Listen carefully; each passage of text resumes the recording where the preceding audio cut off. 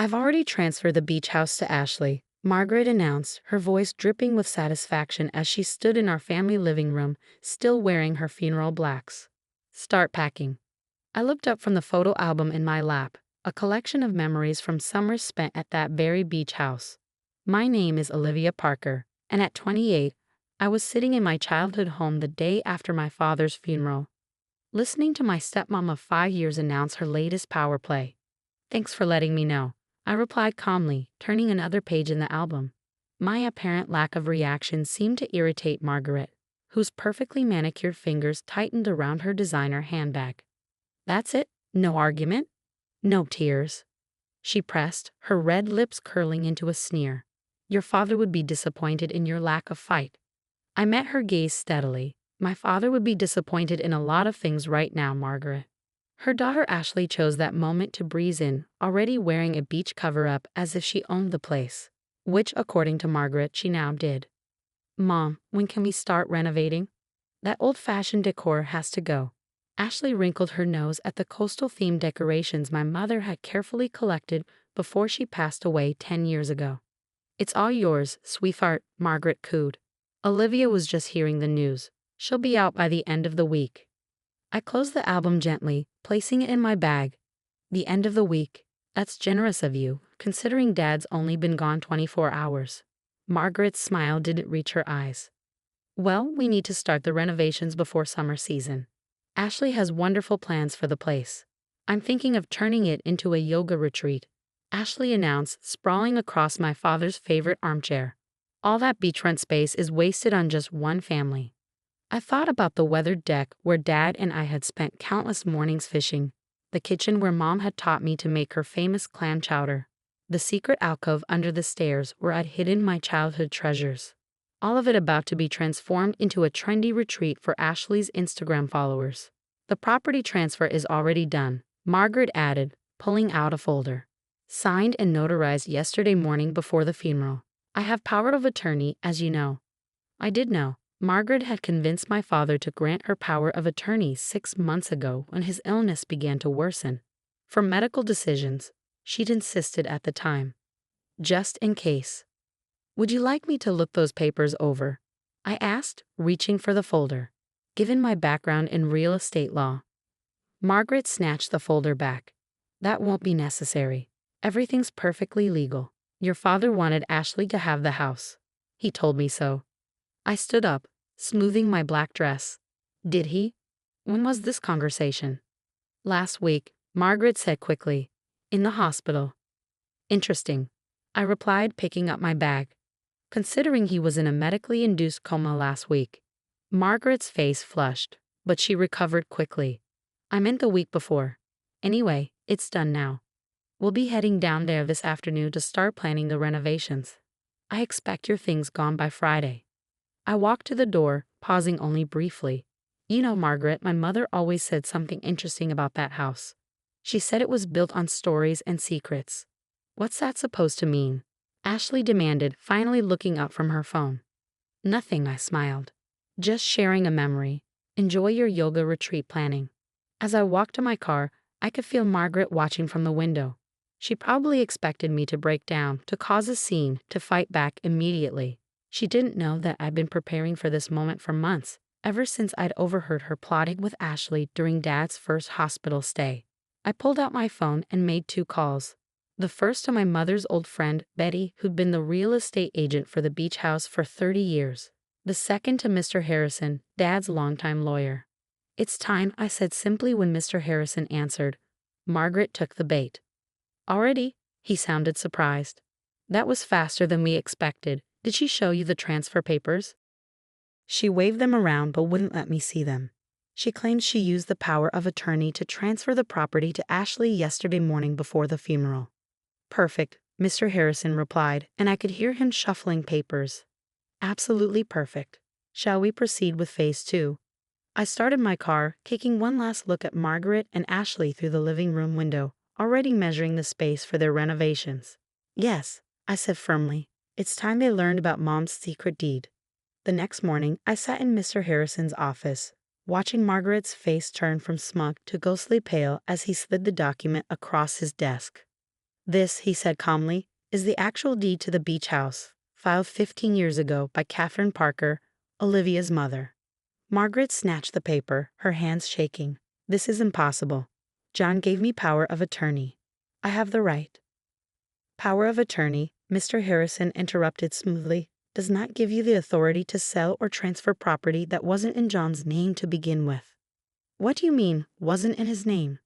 Ashley demanded, peering over her mother's shoulder. I leaned back in my chair, the memory washing over me. I was 13 when Mom called me into this very office, already sick but still fighting. Olivia, she'd said, sometimes we have to protect the things we love most, even from the people who should protect them for us. The beach house, Mr. Harrison continued, was transferred solely to Olivia's name when she was 13, with a trust established by her mother Catherine. John was aware of this arrangement. He merely maintained lifetime residential rights. Margaret's face contorted. That's ridiculous. John would have told me. Would he? I asked softly. Like you told him about your plans to turn it into a yoga retreat. Ashley gasped, but Margaret's eyes narrowed. You were spying on us. I was visiting my dying father in the hospital when I overheard you and Ashley planning your renovation project. 3 months before he passed away, while he was fighting for his life, you were measuring his beloved beach house for yoga mats. That's not, we weren't. Ashley stammered, but Margaret cut her off. It doesn't matter. I have papers showing the transfer. Legal documents. Mr. Harrison adjusted his glasses. Any transfer documents you have are void, Mrs. Parker. You attempted to transfer property that wasn't yours to transfer. In fact, he pulled out another document. Attempting to do so under power of attorney could be considered fraud. The color drained from Margaret's face. You're bluffing. Am I? I stood up, walking to the window. You know what's interesting, Margaret? My mother didn't just leave me the house. She left me her wisdom too. She warned me that someone might try to take advantage of Dad's kindness one day. That's why she set up the trust. That's why she made sure I understood property law from a young age. That's why I became a real estate attorney. Ashley slumped in her chair, her Instagram-perfect posture crumbling. Mom, what did you do? Margaret's composure finally cracked. I did this for you. For us. That beach house was wasted on her. She's never even there. Because I've been caring for Dad, I said quietly. While you were planning renovations, I was driving him to chemotherapy. While Ashley was designing her yoga studio, I was organizing his medications. Mr. Harrison cleared his throat. Mrs. Parker, you have 2 options. You can either sign this document acknowledging the void transfer and agreeing to vacate any claims to the property, or we can pursue legal action regarding the fraudulent transfer attempt. Margaret's hand shook as she reached for the document. This isn't fair, she whispered. No, I agreed. It wasn't fair when you rushed to transfer property the day before my father's funeral. It wasn't fair when you gave me 3 days to clear out my family's memories. Life isn't fair, Margaret. That's why we have laws. As Margaret signed the document, her signature barely legible, Ashley stood up abruptly. I'm sorry, she blurted out. I didn't. I knew Mom was planning something, but I didn't know about the fraud part. I really looked at her, and saw something genuine in her expression for the first time. The beach house was never about the property value, Ashley. It's about memories. It's about family, real family. Which is exactly why it should stay in the family, Margaret interjected, finding her voice again. It is staying in the family, I replied firmly. My family, the one that built it, loved it, and protected it. Mr. Harrison collected the signed documents, making copies for everyone present. I believe our business here is concluded, he said. Mrs. Parker, Ms. Ashley, I trust you'll cancel any renovation plans you've made. As they stood to leave, Margaret turned back, her eyes cold. You think you're so clever, don't you? Just like your mother. I smiled, touching the old photo album in my bag. Thank you, Margaret. That's the nicest thing you've ever said to me. The following weekend, I stood on the weathered deck of the beach house, watching the sunrise paint the ocean in shades of pink and gold. The salt air carried memories of morning fishing with Dad, of Mom's laughter echoing across the waves, of a childhood spent building sandcastles and collecting seashells. Betty, our longtime family friend and real estate agent, joined me with 2 steaming mugs of coffee. Your mother would be proud, she said, handing me one. She always said you had her spirit and your father's heart. I wish Dad had seen through Margaret's act sooner. I sighed, wrapping my hands around the warm mug. He was so lonely after Mom died. He just wanted to believe in love again. John was a good man with a trusting heart, Betty nodded. But Catherine? She was a force of nature, smart as a whip, always thinking 10 steps ahead. I smiled, remembering how Mom had sat me down in this very spot, explaining why she was putting the house in my name. Sometimes she'd said, love means protecting people from their own blind spots. The screen door creaked, and Ashley stepped out tentatively. I'd been surprised to receive her text asking to meet, but something in her message felt genuine. I didn't know if he'd actually be here, she said, hovering uncertainly by the door. I come every weekend now, I replied, turning to face her. Would you like some coffee? She nodded, and Betty quietly slipped inside to get another mug, leaving us alone with the sound of crashing waves. I brought something, Ashley said, pulling a folder from her bag. Mom doesn't know I'm here, but I found these when we were packing up our things from the house. Inside the folder were photographs, dozens of them. Dad in his hospital bed, smiling despite the pain, holding my hand as I read to him. Me adjusting his pillows, bringing him meals, sitting vigil during his worst nights. The nurses took them, Ashley explained softly. They gave them to Mom, but she never showed them to me. I didn't know. I knew you visited him. But I didn't realize. Every day, I said quietly. I was there every single day.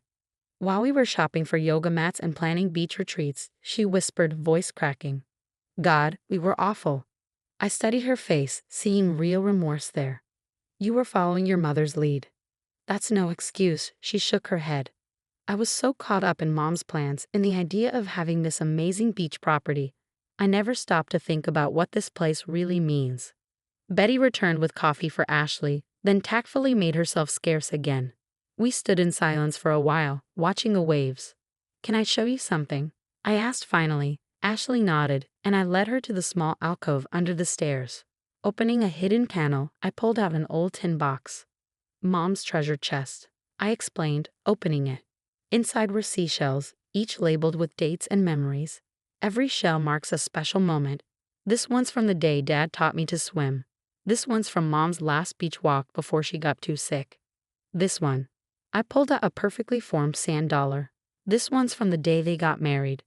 Ashley touched the shells gently, reverently. I had no idea there was so much history here. That's the thing about this house, I said, replacing the box carefully. It's not just walls and windows. It's a keeper of memories. I'm sorry, Ashley said suddenly, tears in her eyes. I'm sorry we tried to take this from you. I'm sorry I didn't stop Mom. I'm sorry I didn't know Dad better. I touched her arm gently. You know, the house may be in my name, but the memories it holds belong to anyone who truly wants to cherish them. She looked at me, understanding dawning in her eyes. What are you saying? I'm saying he'd like to know your father better, really know him. You're welcome to visit, not as a yoga instructor, but as his daughter. We could share stories, make new memories. Even after everything we did. Sometimes, I said, echoing my mother's words, love means giving people a chance to see their own blind spots. As the morning sun climbed higher, Ashley and I sat on the deck, sharing coffee and stories. She told me about her own memories of Dad, fewer but still precious. I shared more about his final months, the quiet conversations, the peaceful moments between the pain. Betty joined us later, bringing out Mom's famous clam chowder recipe and offering to teach us both how to make it. As we chopped vegetables and stirred the pot, I could almost hear Mom's laughter mixing with the sound of the waves, feel Dad's presence in the warm sea breeze. Margaret might have tried to take this place from me, but she never understood its true value. The beach house wasn't just property to be claimed or renovated. It was a sanctuary of memories, a keeper of stories, a bridge between past and future. And now, unexpectedly, it had become something else. A place of healing, of new beginnings, of second chances, just as Mom would have wanted it to be.